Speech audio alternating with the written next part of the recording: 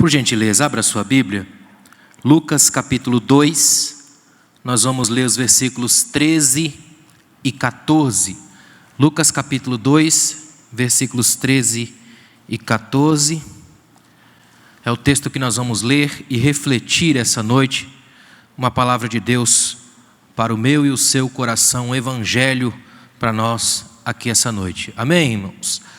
Então, de repente, uma grande multidão do exército celestial apareceu junto ao anjo, louvando a Deus e cantando: glória a Deus nas maiores alturas e paz na terra entre os homens a quem Ele ama.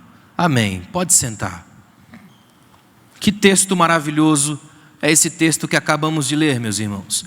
Nós estamos diante aqui de um louvor celestial.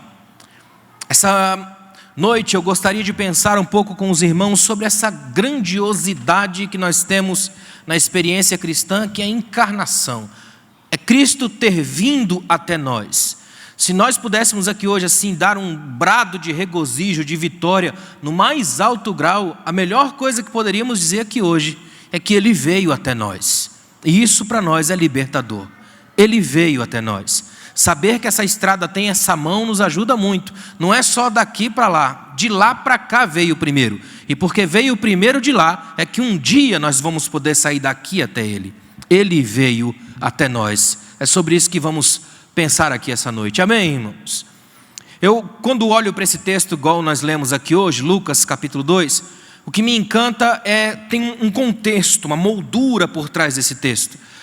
Para quem já leu Bíblia e conhece o contexto, sabe que tem alguns pastores, e eles recebem uma visão do céu. O anjo lhes diz: olha, nasceu o Messias, o Salvador do mundo. E eu acho extraordinário que aparece, Lucas coloca aqui que aparece um exército, olha o versículo 13, uma grande multidão do exército celestial cantando uma das coisas mais extraordinárias de todos os tempos. Olha que lindo que é isso: glória a Deus nas maiores alturas, paz na terra entre os homens a quem Ele quer bem. Notem que esse texto aqui, esse cântico, essa aparição celestial de um exército celestial, que deve ter sido uma das visões mais incríveis de todos os tempos, isso não apareceu na mídia. É tremendo isso. Isso não apareceu no centro de Jerusalém, não foi em Roma, não foi no Egito da época, não foi na Suíça, não foi nos Estados Unidos. Isso aconteceu com um grupo de 3 pastores simples, numa noite qualquer da vida. Olha que extraordinário é você saber que a maior dádiva, a maior revelação, o cântico mais fantástico que já reverberou no universo, foi cantado para 3 pessoas simples. A beleza do Evangelho está na simplicidade. É a simplicidade que atrai a glória de Deus. É pela simplicidade que a gente está aqui hoje para adorá-lo pelo que Ele é. Isso é libertador, irmãos. Isso é libertador porque se tem espaço para essa simplicidade, tem espaço para mim. Se tem espaço para essa simplicidade, tem espaço para qualquer pessoa que chegar a Ele com o coração aberto. Interessante que quando eu olhei para esse texto hoje à tarde, eu estava pensando nele, e eles começam, os anjos, cantando com uma coisa que passa despercebido na nossa leitura, mas raciocine comigo por um momento. Não havia paz na terra até o dia que esses anjos cantaram. É interessante se a gente olhar por esse ângulo. Não havia paz na terra desde que Adão caiu. O mundo era apaixonado pela morte. Se você for olhar na história, o que você mais vê é tática de guerra, destruição, é morte para todo lado, bomba de tudo quanto é tipo. A gente tem no mundo uma história violenta de caos, destruição e morte. A humanidade promoveu a guerra, a fome, a peste. Uma palavra que acompanha o ser humano desde que botou a cara no universo é destruição. Ela vem com a gente, sempre há uma crise, um problema. Parece até que às vezes a gente pensa assim: se não tem nenhum problema por aqui, eu vou arrumar algum. A gente vive numa sociedade cada vez mais bélica, sociedade da guerra, da crise, da fúria. A música do mal toca sem parar. E tocava desde Adão, até o dia em que se ouviu a música celestial, a música dos anjos. Eu fico fascinado com isso aqui, ó. Paz na terra entre os homens. A música cantada desde a fundação do mundo era de morte e destruição. Só que nesse dia os anjos vieram como quem canta e como quem compõe, e compuseram um verso a mais: paz na terra entre os homens a quem o Senhor ama. Que tremendo que é isso. O cântico dos anjos é um cântico esperançoso, abre a porta das reconciliações, é um cântico para quem quer experimentar outro modo de viver. Já não era mais um cântico que estimule a guerra. Não é mais um cântico como, Saul feriu milhares e Davi 10 milhares. A gente já não canta a alegria da morte. Agora, com a vida desses anjos, a gente canta a paz, a gente canta a abertura da vida, a gente canta a aproximação, o abraço, a gente canta o renascer, a esperança, o novo tempo, uma nova vida. A partir de Jesus, a letra da nossa música muda. A gente canta a graça, a gente canta a alegria, a gente canta a festa, a gente canta a vida. Por isso que a gente canta, a gente adora. Paz na terra entre os homens. Olha que tremendo. Agora é o nascimento do Rei dos Reis. A manta que envolvia ele era a bandeira da paz. Ele já nasce para liberar a paz. Isso é tão tremendo. O evangelho da paz é acessível a todos. Onde mais a paz pode ser encontrada a não ser na mensagem de Jesus? Todos os outros que vêm, os imperadores, os reis, pregam uma certa paz, entre aspas, porque é uma paz na base da mordaça, é uma paz que eu implico em você alguma crise, como canta a letra da música, paz sem voz não é paz, é medo. Só Jesus promove uma paz livre, uma paz onde você tem liberdade para ser e viver. Só Jesus promove uma paz que é completa, que mexe no âmago da vida e que também trabalha na linguagem, no coração, nas aproximações, nas relações de vida. Onde mais se pode experimentar a paz encontrada de verdade a não ser na mensagem de Jesus? Antes dele nascer, 700 anos antes, Isaías já tinha avisado, olha, ele será príncipe da paz. Maravilhoso, conselheiro, Deus forte, Pai da eternidade, príncipe da paz. Sabe por quê? Em Jesus, a paz é como um rio, a justiça é como um mar. O Espírito dele, quando entra em nós, gera o seu fruto. E o seu fruto começa exatamente aí. Amor, alegria e paz. O que os anjos estão cantando é a projeção de todo o ministério e de todo o lastro que Jesus vai trazer ao mundo. O que os anjos estão cantando é, hoje está nascendo um rei que vai ser diferente o seu reinado. Porque o seu reinado não vai ser contabilizado pelo quanto de cabeças de outros reis que ele vai derrubar e arrancar. Não, mas pelo quanto ele vai trazer de volta a vida, a alegria e o abraço. Está nascendo um rei que não vai matar crianças, mas que vai dizer que o reino do céu pertence a elas. Está nascendo um rei agora que não vai arrebentar com as mulheres, mas que vai ser o homem que soube tratá-las ao longo da história. Está nascendo um rei agora que levanta a vida. Está nascendo um rei agora que nem a morte vai conseguir parar. Está nascendo um rei que vem com a bandeira da paz estendida na minha e na sua casa. Você recebe isso em nome de Jesus? Esse é o rei da paz na sua casa, na sua família, nas suas relações. Esse é o rei da paz. O cetro que ele ergue é o cetro da justiça. Só que a justiça dele é toda feita pela via da paz. Se a gente entende isso e a gente volta um pouco na imagética dos profetas, Isaías, Jeremias, Ezequiel, eles vão trabalhar dizendo assim, olha, a gente vai trocar as nossas espadas por arados, é tremendo. A espada arranca a cabeça, o arado prepara comida para alimentar você. A lógica do reino de Deus sempre foi a lógica da paz. Significa que quando alguém na igreja é cheio do Espírito Santo, ele é o que menos provoca confusão, conflito e fofoca. Ele é o que mais apazigua, que ministra a paz. Onde ele chega, a paz chega junto, porque o Cristo que nele habita ministra a paz por onde ele for. Nós estamos aqui hoje porque nós pertencemos ao reino da paz. Que você seja promotor de paz no quintal da sua casa, promotora de paz na firma onde você trabalha, promotor de paz na escola onde você estuda, que qualquer pessoa que passe por você sinta paz. Olha, o melhor testemunho que você pode contar aqui na igreja é você chegar aqui e dizer assim, olha irmãos, eu estava na minha casa e chegou uma pessoa lá e a pessoa podia até ter ido embora, mas ela pediu, posso ficar mais um pouco? Eu sinto uma paz aqui na sua casa. É sinal de que o céu está ali, o cântico dos anjos ainda ecoa na sua casa e no meio das suas relações pode promover paz. Você quer ver uma coisa tremenda? A gente nunca precisou tanto de paz quanto hoje. A gente vive num mundo sofrido, um mundo complicado, muito extremamente esquisito. Nunca houve um tempo como esse, nunca houve um ano como esse, no sentido como ele é hoje, de tanta morte, tanta crise, de tanta incerteza, insegurança. Nunca se precisou tanto de paz.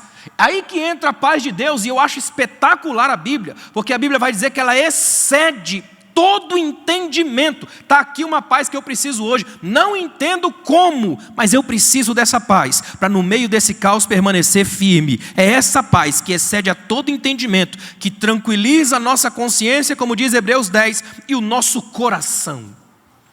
Em outras palavras, Deus quer nos dar aqui essa noite e para a nossa semana, se você crê nisso, essa palavra é para você. Deus quer nos dar hoje aqui, paz na consciência e no coração, para a gente entrar na semana com paz nos sentimentos e poder dizer: eu sei em quem tenho crido e as minhas emoções estão em paz. Porque no momento da crise e as emoções estão em efervescência, deturpadas, a gente tende a ver as coisas de modo distorcido. É aqui que a gente perde oportunidades e a gente se enfia em problemas, porque a gente não faz ideia do que está de fato acontecendo. E vivemos numa geração com síndrome de expert, todo mundo acha que sabe tudo sobre todos. E quando isso acontece, a gente fica com a mente tão cheia de coisas que não tem noção do que está acontecendo à frente. Eu acho extraordinário o fato desses anjos aparecerem à noite, cantando e dizendo: olha, tem paz de Deus aí para vocês. A lógica é, a partir de agora, vocês vão encontrar com um rei que o principal objetivo dele é tranquilizar a nossa alma. O pecado já não tem mais todo o poder, o inferno não tem mais todo o poder. Esse é o Deus que quando nasce canta, ele já entra com música na história, dizendo para mim e para você que nele a gente tem um lugar de descanso. Ele veio até nós. A encarnação de Cristo é um dos grandes fundamentos da nossa fé. A fé dos cristãos, escute o que eu vou dizer, o que determina, define grande parte do fundamento da nossa fé, básico da nossa fé, é a encarnação de Cristo, que Ele se tornou carne. Isso tem uma profundidade, porque se o nosso Cristo se tornou carne e habitou entre nós e conviveu conosco, nosso principal objetivo como crentes é nos tornar cada vez mais humanos, porque assim como Ele foi em nós, nós precisamos ser uns com os outros. E vocês já perceberam que grande parte dos irmãos hoje o que tem é uma tendência a ser espiritualizado demais, esquece um pouco do que é carne? É uma anti-relação com Jesus. Cada vez mais a gente tenta se espiritualizar. Tem uns fantasminhas gospel que nem estão mais aqui. Quando eu era do mundo, o cara morreu, não é? Como é bom a gente saber que a gente ainda está aqui. E enquanto a gente está aqui, a gente revela aquela paz que reverberou na história, alcançou o nosso coração e transformou nossa vida, de modo que hoje a gente pode dizer: ainda aqui eu posso sentir essa paz, porque ela excede a todo entendimento, a todo tempo e a todo momento. Eu queria refletir algumas coisas com vocês, algumas características que eu acho tremendas. Dessa aqui para mim é uma maravilhosa verdade. Ele veio, Cristo veio até nós. Guarde essa verdade, vá para sua casa com isso no coração. Cristo veio até nós. A primeira coisa que eu quero pensar, o primeiro aspecto aqui hoje, é a música dos anjos. Já parou para pensar no fato de que ele veio trazendo beleza? Ele já vem ao mundo trazendo beleza, música, é tremendo isso. Ele vem ao mundo fazendo com que as fibras do meu coração vibrem na lógica da música. Vem trazendo harmonia, vem trazendo paz. É lindo saber que o Novo Testamento mostra o anúncio da nossa salvação em forma de arte. Música, beleza e sensibilidade, inspiração. Eu acredito que nós como igrejas deveríamos ter um artistério, ministério do artista, porque Deus se revela através da arte. É que ao longo da história da igreja teve algum lugar na história que a gente se divorciou das artes e a gente ficou feio demais para um canto e a arte linda, porém sozinha. É bonito o fato de que o Espírito Santo ele dá essa arte para a gente em forma de música. Tenta imaginar o que é isso por um momento. Por um momento tente imaginar, coloque na sua cabeça a grandiosidade disso. A forma de dar essa notícia foi através de um coral cantando. E não é qualquer coral, é um coral das regiões dos exércitos celestiais. Ele resolveu dar a sua notícia em alto estilo para 3 pessoas. A plateia não importa o tamanho, importa a qualidade. É ele dizendo: tem 3 só? Tem. Para os 3 eu vou dar um maior espetáculo, porque ele já vai avisar lá na frente depois, onde estiverem 2 ou 3 reunidos no meu nome, ali eu estou presente. Aí para ele não interessa se a igreja está lotada de gente vazia. O que importa é que a igreja esteja aqui com gente de coração aberto, porque se o coração estiver aberto, essa paz invade, abençoa, ela produz vida, ela gera vida. Interessante que olhando para essa música dos anjos, ela tem 3 partes. A divina começa com glórias a Deus nas maiores alturas. Não tem nada que a gente experimente em Deus que não nos faça olhar primeiro para Ele. Toda e qualquer bênção que te faça olhar para o milagreiro não vem de Deus. O que vem de Deus te faz olhar para Ele. Tira do foco qualquer outra distração. Os anjos começam com a primeira frase da música já é olhando para cima. Glórias a Deus nas maiores alturas. Tenta imaginar essa frase ecoando e reverberando no universo. Glória a Deus nas maiores alturas. Esta é a frase que deve estar na nossa vida o tempo todo. Glória a Deus nas maiores alturas. Não há nada mais alto do que Ele, nada mais excelente do que Ele, nada mais belo do que Ele, nada mais encantador do que Ele. Olhar para Ele, olhar para tudo. Glórias a Deus nas maiores alturas. Já começa com a parte divina. É que hoje a gente está tão acostumado a cantar a parte humana que às vezes nem tem a divina e a gente deixa passar, né? A ideia aqui é fundamental, começa pela divina. Glória a Deus nas maiores alturas. Aí tem a parte humana, paz na terra. E aí é que é interessante. Paz na terra é uma das coisas mais difíceis do mundo. Só se o Espírito de Deus estiver agindo entre a gente. Porque se você tirar a graça daqui de nós, a gente se mata antes do final do ano. É natural da convivência humana sempre descobrir os podres uns dos outros. É complicado. Ou você conhece alguma família que não tem de vez em quando uns problemas seríssimos? Faz parte do pacote, é nosso, é humano. Junta dois humanos, dá problema. Onde tem gente, tem crise. É por isso que você não pode sair de uma igreja porque tem problema com alguém. Porque na outra igreja você vai encontrar um outro alguém capaz de gerar os mesmos problemas. Onde tem gente, tem a mesma natureza, crise. Faz parte do nosso pacote. Estamos em atrito, em conflito. A nossa vida é feita disso. Aí o que os anjos cantam uma esperança. Paz na terra. E sabe o que Jesus vai fazer? Vai mostrar exatamente isso. Vai pegar um grupo de 12 homens completamente comuns e normais. E vai começar a andar gerando paz no coração. Um grupo de homens que vão dar problema, que vão errar, que vão sofrer. Eu acho interessante Pedro, eu sou apaixonado por Pedro. O jeito como a Bíblia mostra Pedro na narrativa do Novo Testamento é espetacular. Você acha mesmo que Pedro era tão bom de espada que no escuro, de noite, ele consegue cortar só a orelha de alguém? Graças a Deus que ele errou, ele mirou foi no pescoço. Esse é o grupo que anda com Jesus. De gente que erra, que tropeça, que fracassa, que dá problema, esquentadinho demais. Mas é o grupo que anda com ele, porque o principal objetivo dele aqui é ministrar essa paz que ele trouxe na sua vida. E essa paz vai mexer tanto nesses corações depois, que lá na frente você vê uma transformação radical até do caráter de Pedro. Essa paz aqui, não é uma paz que acontece, é um processo que é trabalhado nas nossas vidas. E todos os dias. É por isso que eu acredito que quando você chega aqui, uma placa é pendurada no seu peito, em obras, o Espírito de Deus está trabalhando em você, e essa paz é um processo que Ele está colocando na gente. Então você tem nesse canto a parte divina, glória a Deus nas maiores alturas. Você tem nesse canto a parte humana, paz na terra. Mas você tem também a parte relacional, que é a junção das outras duas.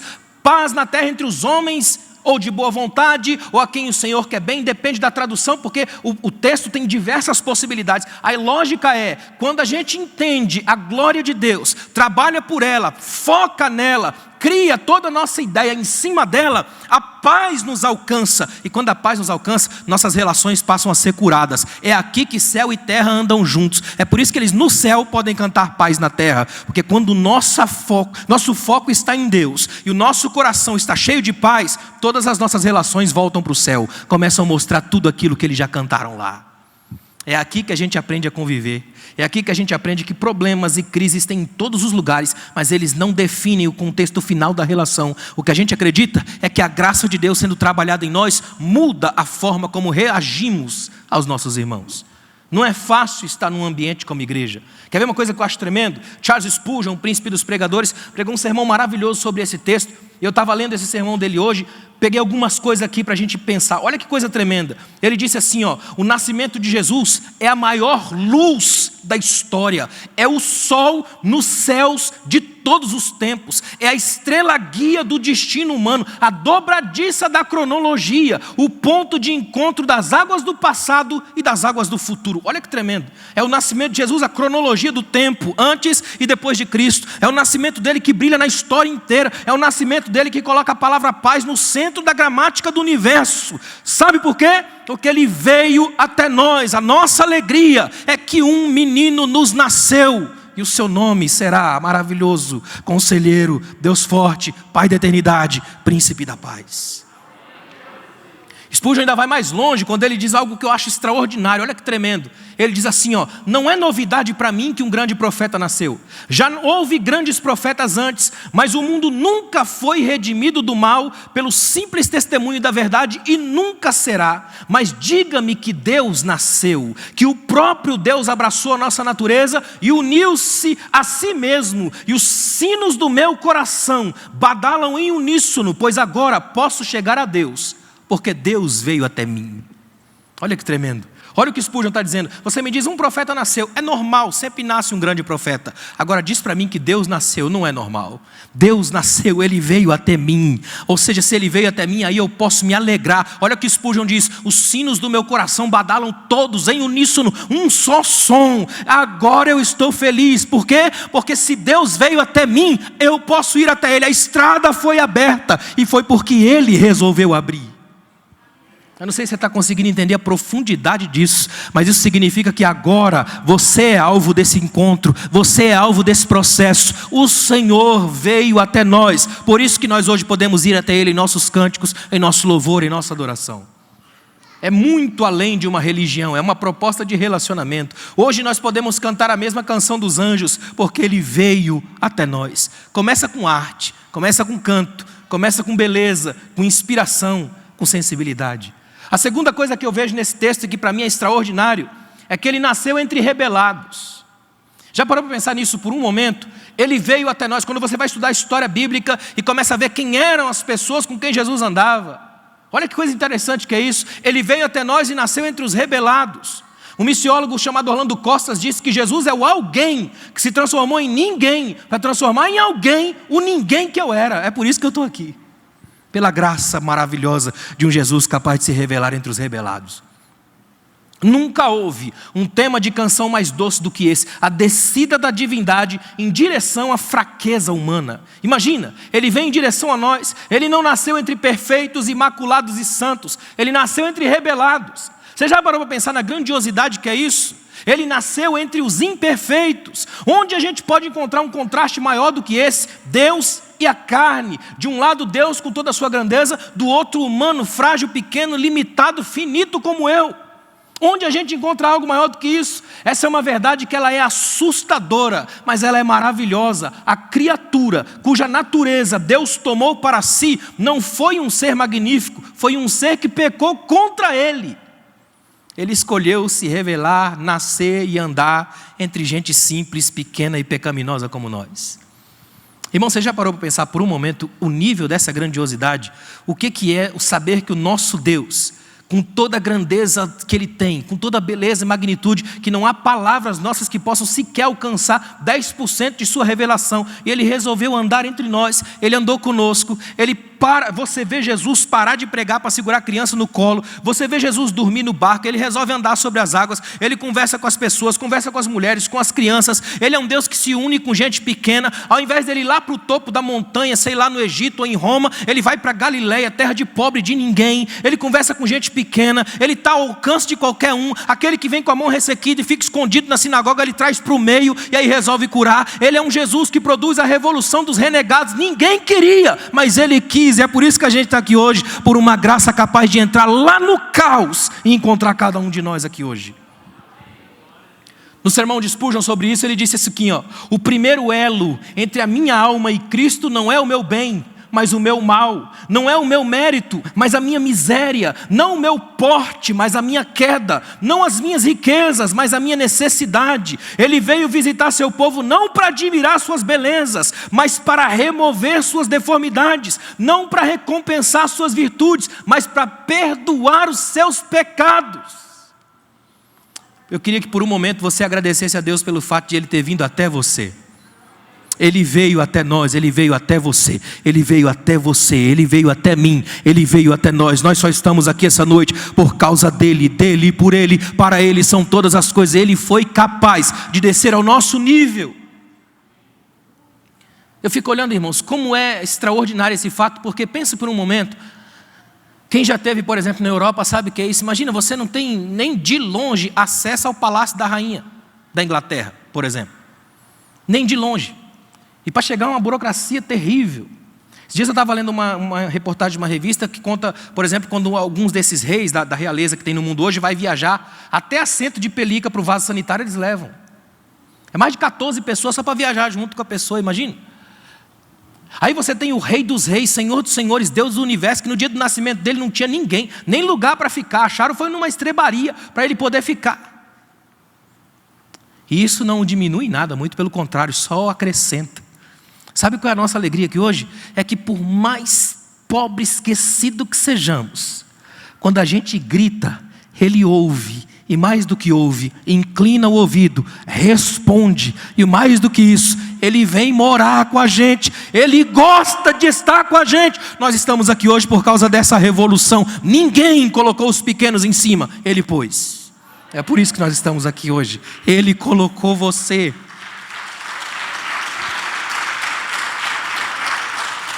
E sabe por que Ele fez isso? Porque Ele carregou a nossa natureza, mas não a nossa corrupção. É interessante isso, como diz a letra de um hino antigo: alegrem-se, ó pecadores, em todos os lugares do mundo, porque o restaurador dos náufragos, o salvador dos caídos nasceu. A nossa alegria é essa. Eu estava pensando, olhando no Novo Testamento, por exemplo, eu sou, irmãos, fascinado. Uma das coisas que me apaixona na pesquisa bíblica é ver como Jesus se move no Novo Testamento. Vou fazer um parênteses aqui. Olha que coisa tremenda. Imagina o jeito como Jesus se move no Novo Testamento. Quando todo mundo vem para matar uma mulher apedrejada no templo, Ele é o único que se levanta e fica a favor dela. Tenta imaginar em João capítulo 9, tem um cego de nascença que ninguém fala, joga apenas algumas moedas. Ele é o primeiro mestre a defender o nascimento daquele rapaz e dizer: ele nasceu assim para que nele se manifestasse a glória de Deus. Nem ele nem seus pais pecaram. Por onde Jesus passa, Ele faz uma revolução dos pequenos. Não é à toa que um monte de gente que ninguém dá nada começa a seguir Ele. Mulher samaritana, gente que não prestava na cultura da época, começa a segui-lo, a abraçá-lo, porque se sente motivado e inspirado. Está aí o Jesus que a gente tem que servir. Quando Ele passa, Ele vai ministrando luz nos lugares mais escuros. Onde Ele vai passando, o sal da graça vai chegando, causando sede, preservando. O maior milagre dele é Ele passar e nos ver. Passando, Jesus viu. Tenta imaginar o que é isso por um momento. Você quer ver como é diferente? Por exemplo, em Marcos, a Bíblia diz que Jesus pega 3 dos discípulos, vai para o alto do monte, começa a orar, se transfigura. Enquanto isso tem 9, o grupo é de 12, 3 com ele, 9 lá embaixo, tentando expulsar um demônio que não sai nunca, que entrou num garoto, adolescente, uma tribulação. O texto é todo atribulado. A Bíblia diz que estava um grupo discutindo com os discípulos de Jesus. Tenta imaginar a cena, um grupo de fariseus aqui discutindo com os discípulos de Jesus, por que eles não conseguiam tirar o demônio do rapaz, e o demônio jogando o rapaz para lá e para cá, no fogo, na água, o pai desesperado, uma tribulação completa, até que Jesus chega. E quando Jesus chega, a primeira coisa que Jesus faz não é assim: ó, eu quero saber agora como é que está a discussão, quem está vencendo, para eu assumir o lado vencedor. A primeira coisa que Jesus faz é perguntar: há quanto tempo ele está assim? Essa sensibilidade de Jesus é apaixonante. Ninguém nem olha para o menino, Jesus olha: há quanto tempo ele está assim? Aí vai lá, toma ele pela mão e põe de pé. Não há demônio que suporte essa sensibilidade. Ele toma pela mão e põe de pé. Quando Jesus vai expulsar os demônios da Gadarena, Ele faz uma pergunta para aquele rapaz, que eu tenho certeza que fazia séculos que ele não ouvia de ninguém: qual é o seu nome? A pergunta de uma proposta de amizade, de relação. Nós temos um Jesus que não demonstra poder o tempo todo, porque isso é coisa de tirano. Nós temos um Deus que chama para o abraço, que chama para a mesa, que parte o pão, que acende fogueira quando você sai do mar todo molhado e frio. Você está conseguindo entender a grandeza do Jesus que você serve? Eu não estou pregando Jesus pop, o Jesus europeuzado de hoje, não. A gente está pregando aqui o Jesus que é simples, pé no chão, daqueles que chegam para todo mundo e diz: quer andar comigo? Quero. É o seguinte, nós não temos onde dormir, não temos onde repousar a cabeça, mas se você andar comigo, vai experimentar um nível de paz que dinheiro nenhum na vida compra. Você vai experimentar uma graça capaz de te colocar de pé no meio do caos. Você andando comigo sabe para onde vai. Direção. Uma coisa que me encanta no modo como Jesus lida na Bíblia é o fato dele simplesmente não estar nem aí para as pompas e para aquela coisa que a gente tanto luta hoje. A única vez que você vê Jesus no palácio de Herodes é quando ele já está a caminho da cruz. Jesus não faz a chamada política da boa vizinhança. Jesus não dá uma de papagaio de pirata, não fica onde está a mídia. Você vai ver que às vezes quando o povo quer levá-lo para rei, ele foge da multidão. É o único caso na história de alguém fugindo de multidões, é Jesus. Ele é um Deus capaz de olhar para todo mundo e dizer assim: ó, sabe o que eu estou fazendo aqui? Eu não estou aqui para promover a meu marketing. Eu estou aqui para promover vocês, os pequenos. Eu quero que vocês cresçam e cresçam em mim, porque eu vou ser a cabeça desse corpo, e o nome disso é igreja. Terceiro, Ele veio para viver em nós. Guarde o que eu vou te dizer aqui hoje. A encarnação é um extremo ato de bondade para com a nossa raça. Ela é um milagre da graça. E é um milagre capaz de misturar poder e amor. Porque tenta imaginar um corpo humano no qual Deus entre. É extraordinário, é inalcançável. Eu estava lendo um teólogo alemão esses dias que escreveu assim, ó: se você quiser contar uma coisa para o diabo que ele jamais vai entender, que ele vai ficar com aquela cara assim de cérebro bugado, é dizer para ele que Deus, que ele conhece porque já morou no céu, um dia entrou num corpo humano como o nosso. E aqui ele andou, comeu, dormiu. Está aí uma coisa que buga o cérebro satânico. Ele não vai entender nunca. Ele nunca consegue imaginar que aquela grandeza possa caber nessa finitude, nessa coisa tão pequena, tão nossa. Ele jamais vai entender. Mesmo que ele olhe e tente por todos os ângulos, não entende, não entra. Essa verdade não cabe na cabeça dele. Até porque ele é pai da mentira, odeia a verdade. Aí você está aqui hoje com um dos maiores milagres de todos os tempos. É você saber que mais do que simplesmente vir até nós, ele veio para morar em nós. Esse teólogo termina dizendo assim: eu posso dizer hoje que eu sou o endereço de Deus. Deus habita em mim, Ele mora em mim. Olha que tremendo que é isso. C.S. Lewis conta que uma vez ele estava fazendo uma oração, e no meio da oração ele disse: Senhor, venha morar em mim. E ele sentiu uma dor imensa no peito, quase caiu para trás. E ele escreve: então eu exclamei dizendo: Senhor, eu pedi para morar, não me matar. E ele disse que foi quando então eu intuí o Espírito de Deus dizendo a mim: se eu vou morar aí, eu vou ter que reformar, é por isso que dói. Eu vou arrancar a fiação velha, eu vou raspar as velhas tintas das paredes, eu vou tirar esse chalezinho que você é e vou construir um castelo, porque eu moro pessoalmente e todo o céu vem junto. Se eu for morar em você, eu vou reformar a casa. Deus quer fazer isso aqui hoje conosco essa noite. Ele quer reformar o nosso coração, reformar a nossa consciência. Sabe o que me espanta, irmãos? É o teor de uma mensagem como essa não mexer com os nossos corações. Se você quer sentir um nível de morte espiritual de alguém, é você saber que Jesus Cristo veio aqui, assumiu um corpo, morreu por nós, ressurgiu, resolveu vir para morar em nós, e você não sentir absolutamente nada, é porque você morreu. Só um morto não sente. Como é extraordinária a grandeza disso aqui, ó. Isso que eu estou falando aqui é o evangelho que atravessou a história inteira. É o evangelho que quebrou cadeias no mundo todo. É o evangelho que em todas as gerações ele foi eficiente e suficiente. Este é o evangelho do reino. Nós temos um Deus que desceu até aqui. E ele não se contentou apenas em descer aqui. Ele veio aqui e levou embora toda a maldição. E por causa dele, morando em nós, nós somos o templo do seu Espírito. E ele habita em nós. Isso é libertador. É a maior verdade da fé. Olha que coisa tremenda. Isso aqui deve fazer o nosso peito se encher de adoração e gratidão. E aí, em admiração e reconhecimento da grandeza da encarnação, essa coisa produz em nós uma espécie de vigilância divina. Você quer ver uma coisa tremenda? Quando você entende isso que eu estou falando aqui, você tem um certo medo de pecar contra um amor como esse. É aqui que você nunca zomba da graça. Você sabe que isso aqui foi graça. E se foi nesse nível, eu não quero pecar contra o meu Deus para nunca ferir esse amor. Jürgen Moltmann, um teólogo alemão, diz que no dia do juízo, provavelmente Deus não vai estar sentado, como muita gente imagina, com um martelo na mão, com fúria no olhar, julgando com gosto. Você condenada, você condenado, julgado. Ele diz: esse não é o Deus de Jesus. Ele diz: ele simplesmente estará lá, com aquele olhar tão carregado de amor, que quando eu olhar para ele, eu me julgo. Eu vou dizer: o que foi que eu fiz para ter perdido a oportunidade de ter sentido todo esse amor? Não perca a oportunidade de adorar a Deus aqui hoje. Não perca a oportunidade de fazer deste o maior culto da sua vida. Não perca a oportunidade de abraçar a Jesus aqui hoje e sentir toda a graça que Ele tem para derramar. Não perca a oportunidade de sair daqui preenchido pelos conteúdos de Deus. Você pode sair daqui hoje curado de todo e qualquer tipo de enfermidade do corpo ou da alma, porque onde Jesus chega, a paz se estabelece como bandeira do reino, e nós estamos no reino de Jesus. Quando a gente entende a grandiosidade que é Deus descer até nós, aí a gente tira os sapatos, porque a gente entende que o lugar que pisamos é solo sagrado, é terra santa. A gente está aqui hoje por causa desta graça, desse nível de alcance de Deus. Tenta imaginar por um momento o que é isso. Estar perto desse Deus capaz de chegar tão íntimo na gente e transformar de modo tão profundo. Aí eu fiquei pensando hoje à tarde, olha que tremendo. A gente não precisa mais, por causa do que Jesus fez, a gente não precisa mais ver Deus no Monte Sinai com todos aqueles relâmpagos e trovões. Eu tento imaginar como deve ter sido difícil, pastor, para a situação de Israel. Imagina Moisés falar: vou subir ao monte, vou conversar com Deus lá, e quem tocar na montanha morrerá. Como é que você fica, irmão? Imagina se eu falo aqui agora para vocês, ó, o pastor Leandro fala aqui, ó, gente, o pastor Alain vai subir aqui agora para ministrar, quem tocar no púlpito ali morre. Como é que a gente faz?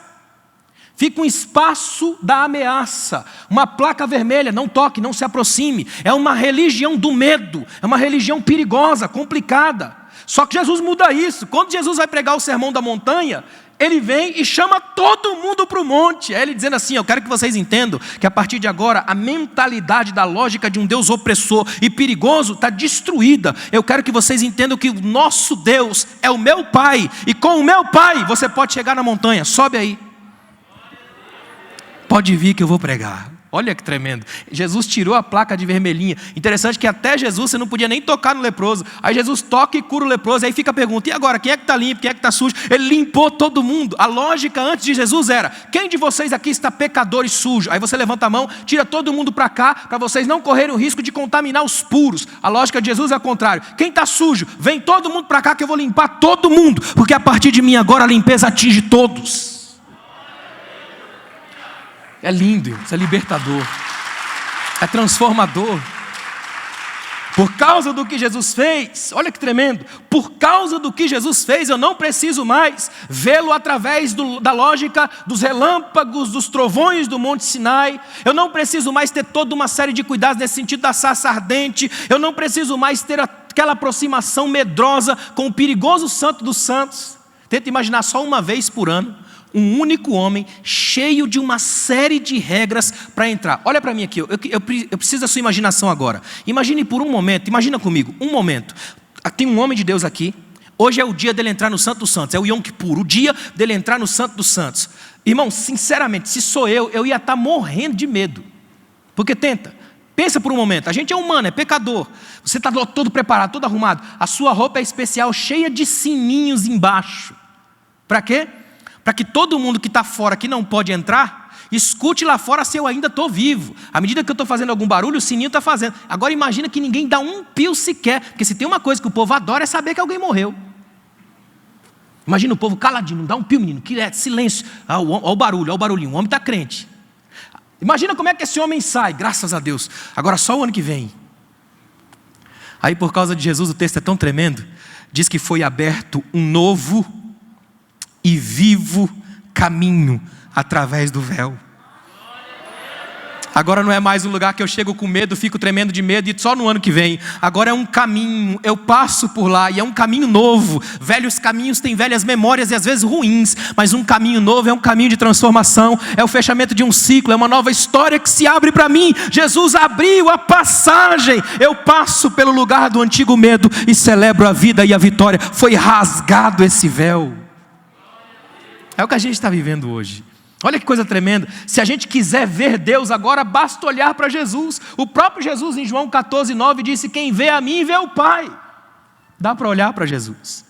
Eu gosto quando Jesus lá em João 13, ele pega uma bacia de água e começa a lavar os pés dos discípulos. Aí estava lendo essa semana um escritor que disse assim, olha que tremendo. Naquele dia Jesus promoveu a maior de todas as inversões de todos os tempos. Porque naquele dia, naquela sala, quem fosse levantar os olhos ao céu para orar, ó Senhor, não precisava olhar para cima. Bastava olhar para baixo e ver o rosto de Jesus refletido na água da bacia. Jesus colocou o rosto de Deus no reflexo do pé sujo de alguém. É ele dizendo, eu quero que vocês saibam daqui para frente, que a partir de agora, nós temos um Deus que resolveu descer. Ele inverteu as lógicas. Agora não é mais o poder que manda, é o amor que abraça, que reconstrói, que põe de pé, que limpa a vida. Como é lindo isso. Como é lindo isso. Como é libertador isso. Como é extraordinária essa verdade de Jesus. Eu estava ministrando recentemente, mais ou menos em cima disso, em alguma igreja, e no final um rapaz me procurou e falou, pastor, esse negócio que o senhor falou aí é tão revolucionário que parece que nem é verdade. Eu falei, exatamente por isso. A gente está tão acostumado com mentiras bonitas e feitas para manipular a mente, que quando a verdade se revela, a gente assusta com ela. Porque é mais fácil eu trazer aqui uma teologia dura, cheia de cabresto, onde eu consiga manipular a multidão. A grande dificuldade das instituições e das igrejas é deixar Jesus livre. Porque se deixa Jesus livre, ele coloca prostituta, ele coloca quem você não quer. O Jesus da Bíblia é mais livre do que a instituição, ele é livre.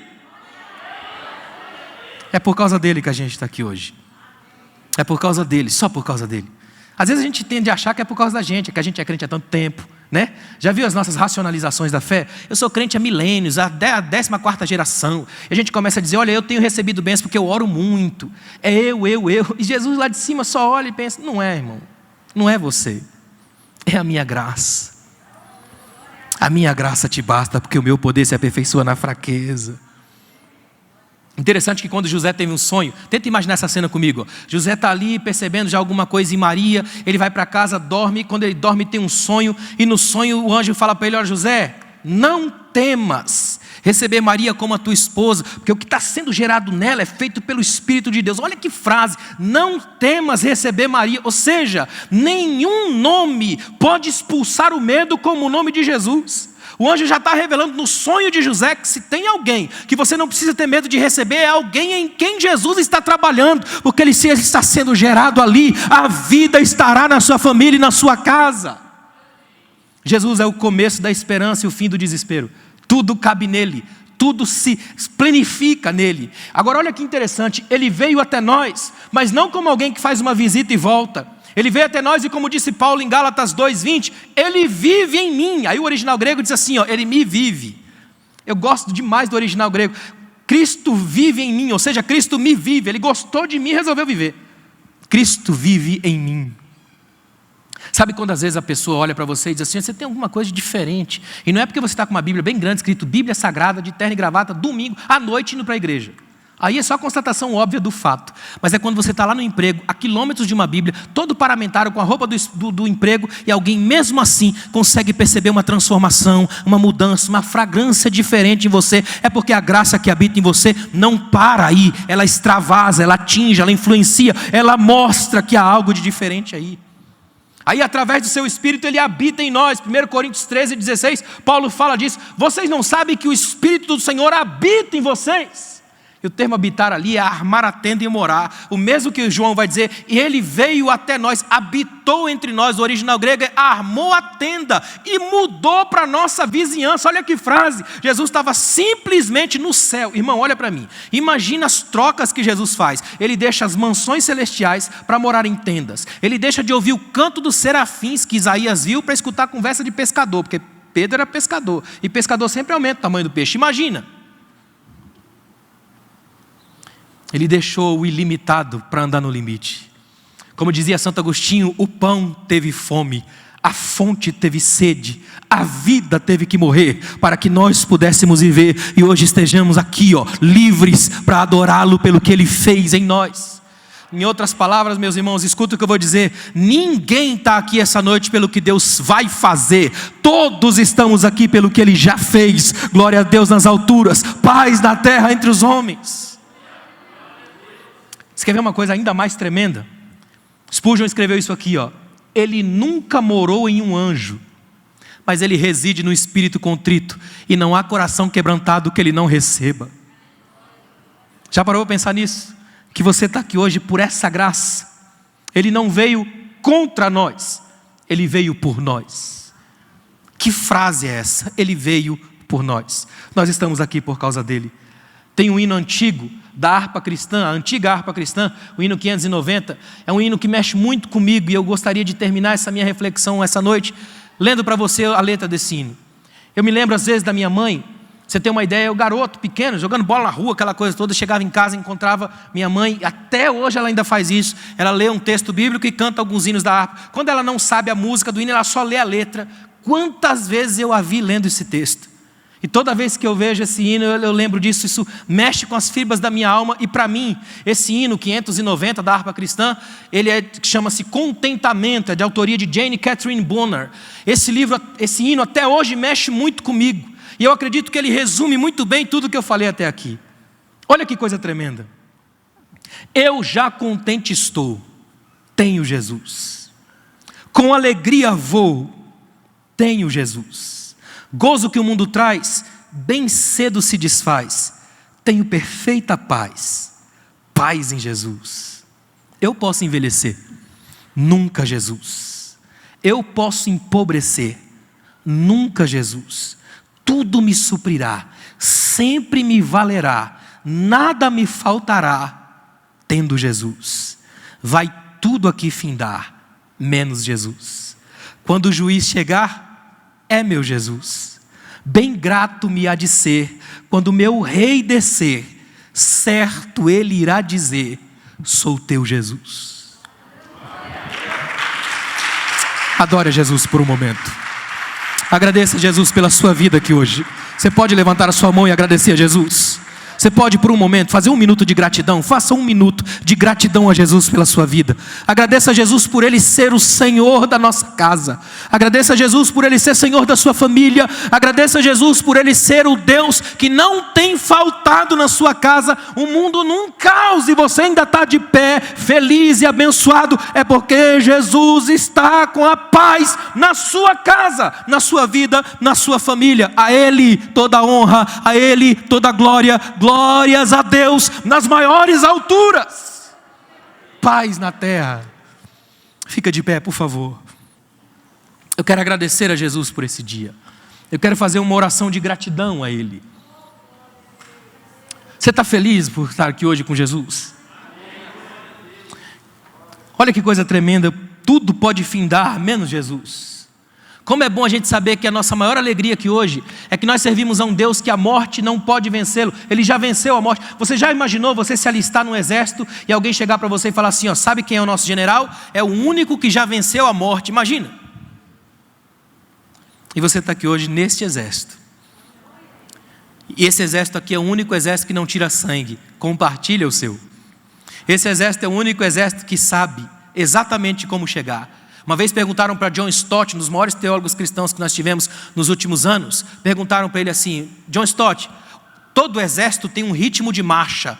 Qual é o ritmo de marcha do exército de Deus que é a igreja? Olha a pergunta. Ele respondeu, é o único exército que marcha e para, marcha e para, marcha e para. Aí a pessoa achou estranho, por que se marcha e para, marcha e para? Ele disse, é porque nós começamos a marchar, aí a gente para e olha para trás para ver se ficou alguém. Porque se ficou alguém a gente volta para buscar. Porque esse é o único exército que não quer chegar primeiro, quer chegar junto.